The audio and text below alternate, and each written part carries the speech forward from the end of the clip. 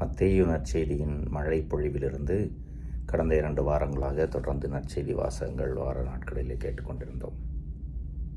இன்றைய பகுதி அதனுடைய நிறைவு பகுதி. இன்றைய பகுதியிலே இயேசு நமக்கு ஒரு கேள்வியை முன்வைக்கிறார். நீங்கள் எதன் மீது வீடு கட்டி கொண்டிருக்கிறீர்கள்? உங்கள் அடித்தளம் எங்கே இருக்கிறது? கடவுளுடைய வார்த்தையை கேட்டு அதன்படி நடப்பவர்களாக இருந்தார், செயலிலே காண்பிப்பவர்களாக இருந்தார், பாறையின் மீது கட்டப்பட்ட வீடு போல உங்கள் வாழ்வு இருக்கும் என்கிறார். எந்த சூழலிலும் யாராலும் அசைக்க முடியாது, உறுதியாக நிற்கும் கடவுளை பற்றி கொள்வோம். முதல் வாசகத்திலே ஆபிரகாம் விசுவாசத்தின் தந்தை என்று அழைக்கப்பட்டவர் கடவுளுடைய வார்த்தையின் மீது சிறிது நம்பிக்கை குறைந்து பொறுமை இழக்கிறார்.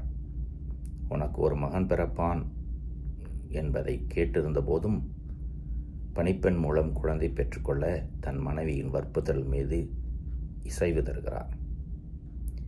பாறை மீது கட்டப்பட்ட வீட்டிலே கடவுளுடைய வார்த்தை நம்மிலே செயல்பட அனுமதிக்கின்ற பொழுது பொறுமை மிக மிக அவசியம்.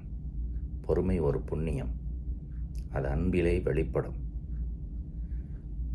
நாம் வேகமாக ஓடிக்கொண்டிருக்கின்ற உலகத்தில் இருக்கிறோம். எல்லாம் விரைவாக வேண்டும், உடனே வேண்டும். இந்த ஒரு சூழலிலே பொறுமை என்ற குணம் நம்மை கடவுள் மீது இன்னும் பற்று கொண்டிருக்கவும் அந்த பற்று ஆழமாக இருக்கவும் உதவி செய்யும். யோசித்து பார்ப்போம். பொறுமை இழந்த தருணங்களுக்காக மனம் வருந்துவோம், மாற்றிக்கொள்வோம்.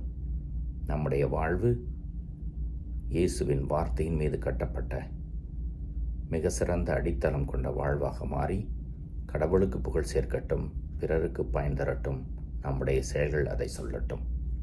இறைவன் என்றென்றும் வாழ்த்து பெறுவாராக.